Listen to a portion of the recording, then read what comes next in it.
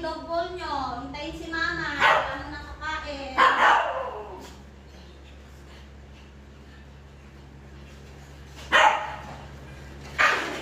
O, huwag kayo magtuwar.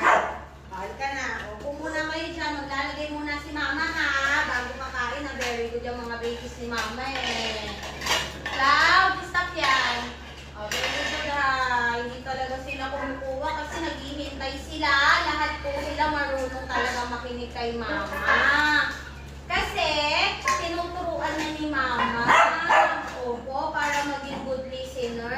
Dipis, hindi mo nakakain ha. Maglalagay muna si mama ng food sa dog bowl nyo. Kasi, magpe-pray muna tayo para makita nila na lahat talaga kayo masunurin. Nakikinig kay mama, diba? Kasi lahat po sila natuto na.